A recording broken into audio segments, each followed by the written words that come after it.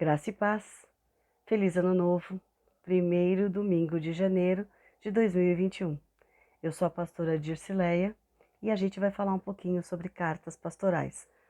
E cartas pastorais, para quem está a primeira vez chegando com a gente, nada mais é do que orientações dos nossos bispos para as igrejas, para cada um de nós como igreja.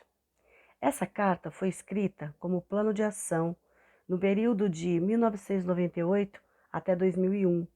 Era um propósito, um objetivo, um plano de ação mesmo, episcopal para as igrejas. E nós vamos falar sobre renovar a aliança com Deus para servi-lo melhor. Se a gente lê Isaías, capítulo 61, os versículos 1 e 2, nós vamos ler que o Senhor nos chamou para ungir, para derramar óleo de alegria, tirar a veste de luto, né? E o Senhor nos ungiu, o Senhor nos convidou a proclamar as virtudes daquele que nos chamou. E aí a gente percebe então, e falando nesse primeiro momento, sobre a renovação dos compromissos. O que nós temos como compromisso como igreja diante do Senhor? Primeiro, o compromisso que a gente tem e que os bispos nos lembram é que a gente precisa fortalecer a fé e fortalecer o testemunho do povo metodista. Revigorar, mobilizar e despertar vida para a vida. Nós temos uma possibilidade nessa renovação de melhorar o nosso compromisso, renovar mesmo o nosso compromisso da igreja, como igreja, à luz da mensagem do Evangelho de Jesus Cristo. Renovar o nosso compromisso de fé é ter uma igreja viva e cheia do Espírito Santo de Deus. Porque o Espírito Santo, ele sopra sobre nós, sopra sobre a igreja, e é na igreja onde ele mora. É no meu coração, é no seu coração, porque nós somos essa igreja. Muito bem. Nós, como povo que acredita no Evangelho, na Trindade maravilhosa, nós precisamos ser sensíveis ao Espírito Santo, à ação do Espírito Santo. E o sopro do Espírito Santo nos leva a fazer uma aliança de fé, pondo um ponto final principalmente nos nossos desenganos, nas nossas desesperanças. Isso não significa que nós vamos ficar conformados com as coisas. Não significa que nós vamos fechar os olhos para a realidade que a gente vive. Não. Não é uma acomodação ou aceitar passivamente os desacertos, as injustiças. Muito pelo contrário. Nós somos igreja hoje, vivendo neste mundo hoje, como humanos que precisamos ser restaurados e renovados pelo Senhor para poder ser usado pelo Senhor. E aí a gente tem uma aliança com Deus e uma aliança com Jesus. E Jesus é a nossa esperança. A Bíblia nos lembra e nos fala de muitos momentos de aliança, reafirmando um compromisso, né, do povo de Deus com Deus. Em Isaías 55, de 1 a 13, você lê isso. Jeremias 31, de 31 a 34, você também lê isso.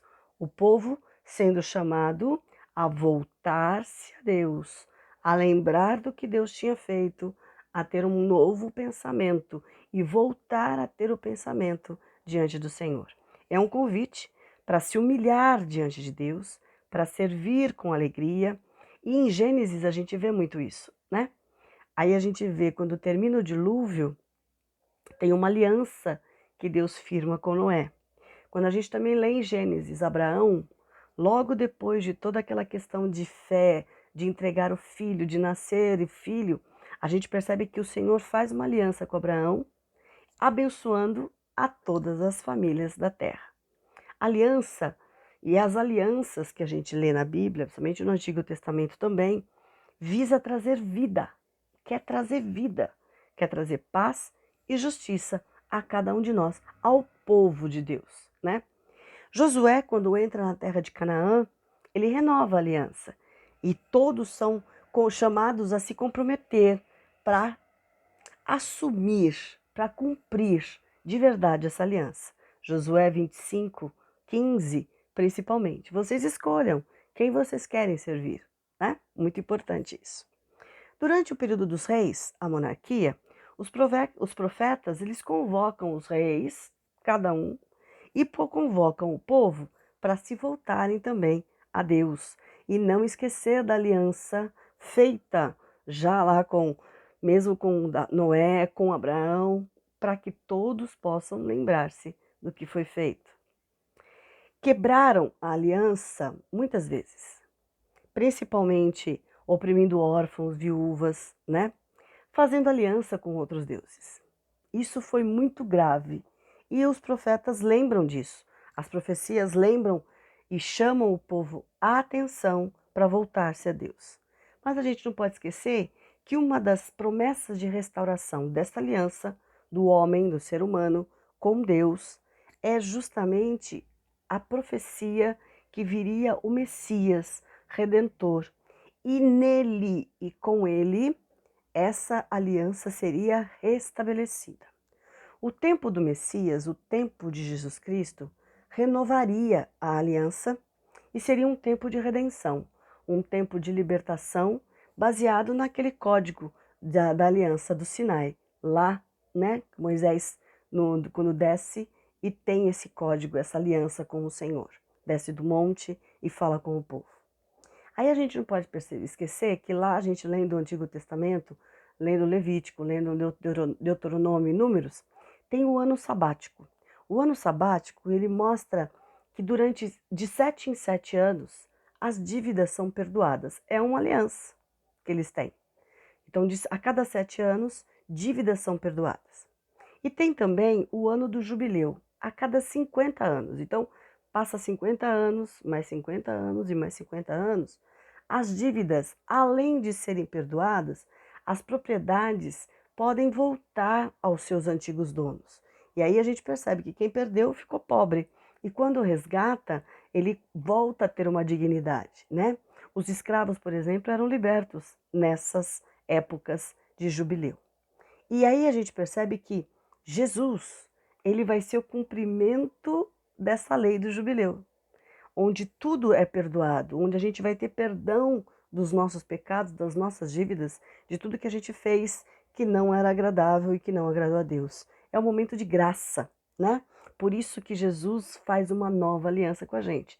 Lógico, ele cumpre o que está escrito, mas ele é a nova aliança a partir de agora. E aí a gente percebe o perdão do Senhor. Marcos, capítulo 1, versículo 15, nos mostra claramente sobre isso.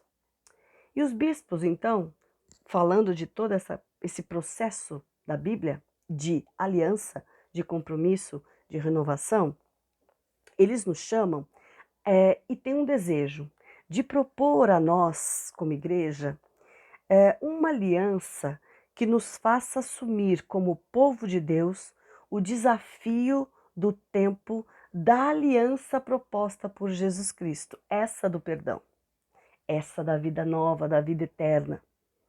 E unidos nessa aliança de Jesus, ter mais comunhão e mais unidade nos propósitos, no propósito principalmente de sermos uma só igreja. Nós somos diferentes, pensamos diferentes, pastores diferentes, pessoas diferentes, temos até ministérios diferentes, mas somos parte de um mesmo corpo, de um só Deus, um só Senhor, e nós pertencemos à igreja do Senhor. Começando pela Bíblia, e talvez lembrando, talvez não, e lembrando da herança histórica que nós temos como metodistas, a gente consegue reafirmar o pacto. Lembrando no quê? Nos concílios que nós já tivemos, nos movimentos de avivamento e no avivamento também, que é histórico, principalmente no movimento de restauração do povo, né? Isso tudo faz parte da história do metodismo, nos lembrando da importância de renovar essa aliança com Deus. Todos esses movimentos nasceram do despertamento espiritual e a ideia era renovar os votos diante do altar de Deus. O movimento metodista, ele nasce com a consagração da vida e da experiência renovada que tinha Wesley e os seus amigos também.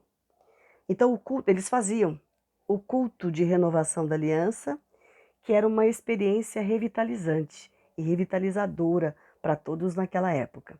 Seguindo a história e lembrando, o primeiro movimento é em Oxford. É o Clube Santo, lá na Inglaterra. 1729 até 1730, por exemplo. O grupo era organizado para devoção, para aprender a Bíblia, para conhecer teologia, o que Deus tinha no coração para cada um de nós. E aí a gente vai perceber que também junto tinha a visitação aos presos, aos órfãos, o cuidado com os pobres, com os idosos. Isso era um movimento importantíssimo na época, com Deus e com os irmãos. O segundo movimento é na Geórgia, que praticamente vem reforçar as ideias desse Clube Santo, né? Essas ideias e ideais de vida com santidade. Isso foi em 1736 que aconteceu. Então, aquilo que aconteceu em Oxford vai acontecer na Geórgia também. Essa visitação, esse estudo bíblico, essa procura pelo outro e por Deus, né? E o terceiro, em Londres, em 1738, que todos nós conhecemos como o dia 24 de maio, o dia do coração aquecido, que fez uma diferença tremenda na vida de todos, principalmente na Inglaterra. O alvo é comum: a vida cristã santa e comprometida com os fundamentos de fé comum. O que a gente acredita? Você acredita junto comigo? Você tem a mesma fé que eu, né? E a base de uma aliança metodista primitiva que abala toda a Inglaterra, este avivamento, esse trazer à tona o Espírito Santo e deixar ele dominar a sua vida, ele realmente vai transformar a nação naquela época, a Inglaterra, e quer transformar a cada um de nós hoje. Por isso, reformar a nação, que os nossos bispos nos lembram, a igreja, principalmente, e espalhar a santidade bíblica por toda a terra. Este é o propósito da renovação da aliança com Deus. Este foi o começo, uma introdução, e a próxima semana eu volto a falar mais um pouquinho sobre essa renovação dessa aliança. Do que a gente pode fazer e do que a gente tem para nós, nos propondo a essa renovação, a mudar dentro de nós, talvez até pensando nesse começo de ano, para a gente repensar alguns pontos importantes para a nossa prática e caminhada de fé. Amém? Espero você então a semana que vem, que o Senhor te abençoe e Ele já vá te fortalecendo a fé, te restaurando, te renovando e fazendo com que você de verdade faça um pacto com o Senhor. Eu preciso de ti. Eu sei quem é Deus. Eu sei quem é Jesus.